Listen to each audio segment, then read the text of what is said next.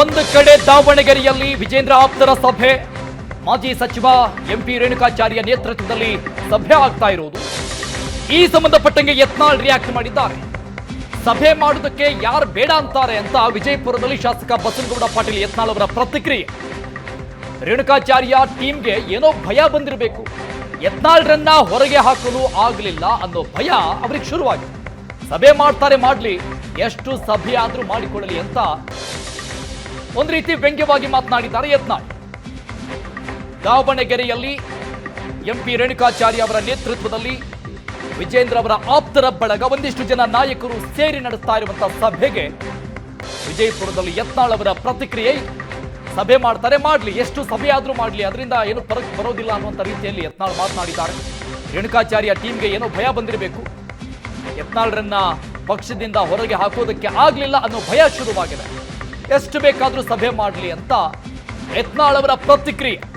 ದಾವಣಗೆರೆಯ ಈ ಒಂದು ಸಭೆಯ ವಿರುದ್ಧವಾಗಿ ಮಾತನಾಡಿದ್ದಾರೆ. ಸಭೆಯ ಬೆನ್ನಲ್ಲೇ ಯತ್ನಾಳ್ ಅವರ ಪ್ರತಿಕ್ರಿಯೆಯನ್ನು ಗಮನಿಸ್ತಾ ಇದ್ದೀವಿ. ಈ ಮೂಲಕವಾಗಿ ಮತ್ತೆ ಈಗ ಬಣ ಬಡಿದಾಟ, ಬಣ ರಾಜಕೀಯ ಮುಂದುವರಿತಾ ಇದೆ ರಾಜ್ಯ ಬಿಜೆಪಿಯಲ್ಲಿ. ಈಗಾಗಲೇ ಹೈಕಮಾಂಡ್ ಅಂಗಳಕ್ಕೆ ತಲುಪಿತ್ತು ಈ ಒಂದು ವಿಚಾರ. ಒಂದು ಕಡೆ ವಿಜೇಂದ್ರ ಅವರ ಟೀಮ್, ಮತ್ತೊಂದು ಕಡೆ ಬಸನಗೌಡ ಪಾಟೀಲ್ ಯತ್ನಾಳ್ ಅವರ ಟೀಮ್ ಅನ್ನುವಂಥ ರೀತಿಯಲ್ಲಾಗಿತ್ತು.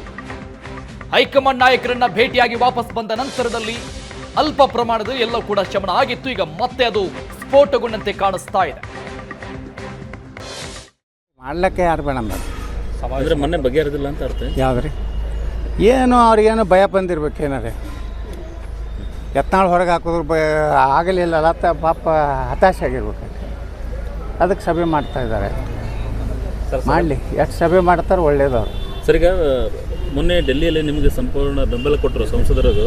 ಅವರು ಕೊಟ್ಟಿರೋ ಕಾರಣ ತಮ್ಮ ವೈಯಕ್ತಿಕವಾಗಿ ಯತ್ನಾಳ್ ಅವರಿಗೆ ಅಲ್ಲ ಅಂತ ಸರ್. ಅಂದರೆ ಹೆಂಗಂದರೆ ವಿಜೇಂದ್ರ ಅವ್ರಿಗೆ ಮಾತು ಕೇಳಿ ನಿಮ್ಮನ್ನೇನಾದ್ರು ಹೊರಗೆ ಹಾಕಿದರೆ ವಿಜೇಂದ್ರ ಏಕಪಕ್ಷವಾಗಿ ನಾಯಕರಾಗ್ತಾರೆ, ಅವಾಗ ನಮ್ಮದು ಕೆಲಸ ನಡೆಯಲ್ಲ ಅನ್ನೋದು ಅವ್ರದ್ದು ಅಂತ.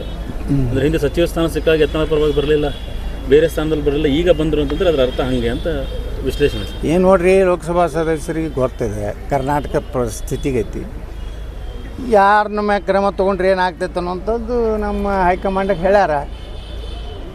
ಯತ್ನಾಳ್ ಹೊರಗೆ ಹಾಕೋದ್ರಿಂದ ಏನಾಗ್ತದೆ, ಇಟ್ಕೊಂಡ್ರೆ ಏನಾಗ್ತದೆ ಅನ್ನೋದು ಅವರೆಲ್ಲ ಅನುಭವಿ ಸಂಸದರು ಅದಾರ ರೀ. 3, 4, 5 ಬಾರಿ ಸಂಸದರಾದವ್ರು ಅದಾರ ಕರ್ನಾಟಕದಲ್ಲಿ. ಲೋಕಸಭೆಯಲ್ಲಿ ನಾ ಎಲ್ಲ ಲೋಕಸಭೆಯಲ್ಲಿ ಇವತ್ತು ಪ್ರಚಾರ ಮಾಡೀನಿ, ವಿಧಾನಸಭೆಯಲ್ಲಿ ಪ್ರಚಾರ ಮಾಡೀನಿ. ಮತ್ತು ಅವ್ರಿಗೆ ಗುರ್ತದೆ ಯತ್ನಾಳ್ ಅವರು ಈ ಬಗ್ಗೆ ಜನರ ಪ್ರೀತಿ ಐತಿ. ಆ ದೃಷ್ಟಿಯಿಂದ ಲೋಕಸಭಾ ಸದಸ್ಯರು ನನ್ನ ಮ್ಯಾಗೂ ವಿಶೇಷ ಪ್ರೀತಿ ಐತಿ. ಅದಕ್ಕೆ ಅವರು ಅಲ್ಲಿ ಅಭಿಪ್ರಾಯ ವ್ಯಕ್ತಪಡಿಸಿರ್ಬೋದು.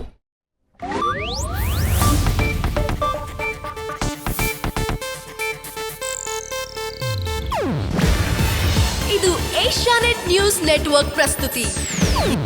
ನೀವು ನೋಡ್ತಿದ್ದೀರಾ ಏಷ್ಯಾನೆಟ್ ಸುವರ್ಣ ನ್ಯೂಸ್.